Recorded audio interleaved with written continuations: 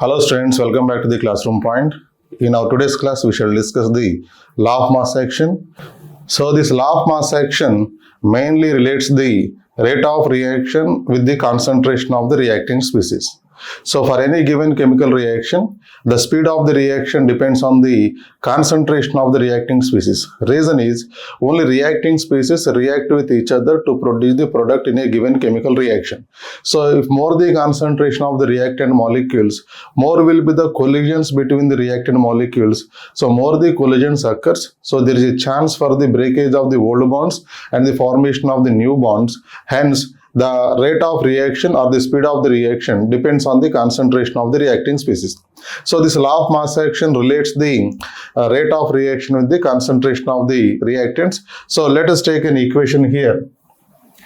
Imagine a reaction is like this. A is giving the products. So for this, if you apply the law of mass action, rate is directly proportional to the concentration of A.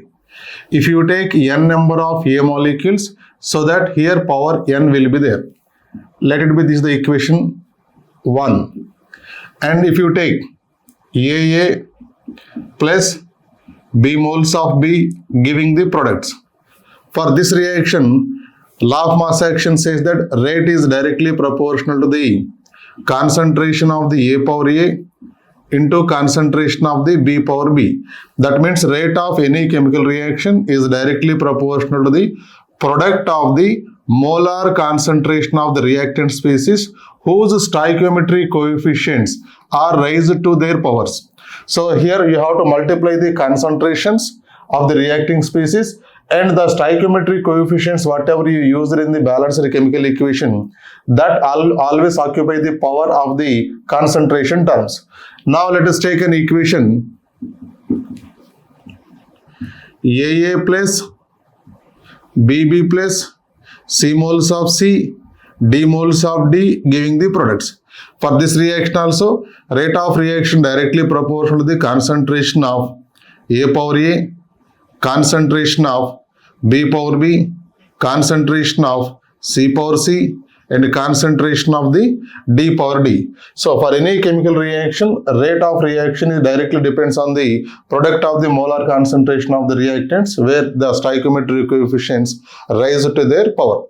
Now let us try to apply this law of mass action to a equilibrium reaction. So imagine the equilibrium reaction. A moles of A reacts with B moles of B is in equilibrium with C moles of C and D moles of D. We know that reactants to product process is called the forward reaction, and products to reactants in a reversible reaction is called the backward reaction or reverse reaction. Now, for forward reaction, these are the reactant molecules, these are the product molecules. For backward reaction, these are the reactant molecules, these are the product molecules. So according to the law of mass action, rate of forward reaction is directly proportional to the product of the molar concentration of the A and B. Stoichiometric coefficients are raised to their power. Now let us try to replace this proportional symbol using the constant. So rate of forward reaction equals to constant. Kf means forward reaction rate constant into concentration of A power A and concentration of B power B. Let it be the equation 1. For backward reaction, these are the reactant molecules. So that rate of backward reaction directly depends on the concentration of C power C here and concentration of D power D. Again replace this proportional symbol using the constant. So RB equals to KB into concentration of C power C and concentration of D power D. Let it be equation number 1. So these are the rate of forward reaction and backward reaction for the reversible reaction. At equilibrium, we know that condition for the equilibrium. At equilibrium, always rate of forward reaction is equals to rate of backward reaction. So here left hand side terms are equal, so that we can equate the right hand side terms from the equation 1 and 2. So writing that in the place of rate of forward reaction, I am writing this one. Kf into concentration of A power A into concentration of B power B. In the place of rate of backward reaction, you copy this one. So Kb into concentration of C power C into concentration of D power D. Now let us try to write down the all concentration terms on one side and all constants on the another side. So bring this rate constant for the backward reaction this side and send this concentration term the other side. So we can write down that Kf by Kb is equals to concentration of C power C, concentration of D power D divided by concentration of A power A into concentration of B power B. So this is the forward reaction constant and this one is the backward reaction constant.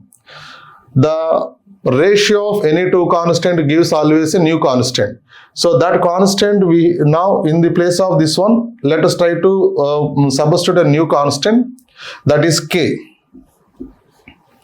That this constant is called the equilibrium constant. Reason is we are applying this constant at the condition of equilibrium. So you can write down this K equilibrium is equals to concentration of C power C and concentration of D power D divided by concentration of A power A into concentration of B power B. So in the place of equilibrium, EQ stands for the equilibrium, we can write down this equation as Kc equals to concentration of C power C, concentration of D power D divided by concentration of A power A into concentration of B power B. So this is called the equilibrium equation.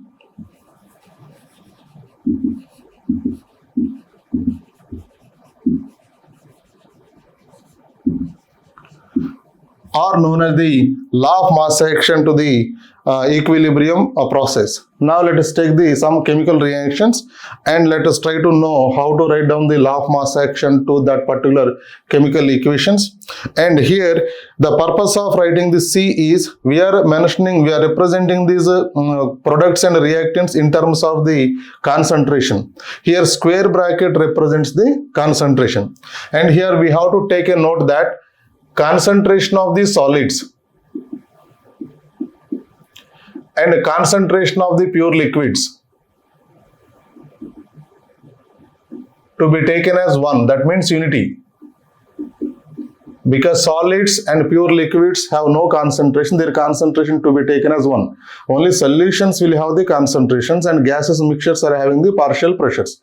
So here, now let us take an equation.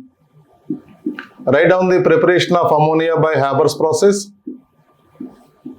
N2 plus 3H2 is equilibrium with 2NH3. All the chemical species are in the gaseous state. Now for this we can write down the equilibrium constant Kc as concentration of the product. Here product is ammonia square divided by concentration of N2 into concentration of H2 power 3. Similarly, let us take another equation. PCl5 when dissociated to give PCl3 plus Cl2. Here also the components are in the gaseous state. So here Kc is equals to concentration of PCl3 into concentration of Cl2 divided by concentration of PCl5. Third one, let us take H2 plus I2 is equilibrium with 2Hi. Again, all the chemical species are in the gaseous state.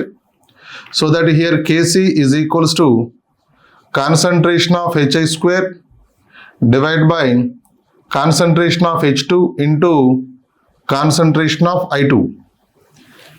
Let us take the reaction where solid state also involved.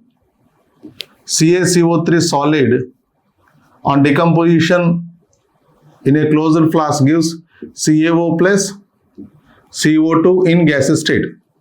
So Kc is equals to concentration of CO2. Solids cancel out always.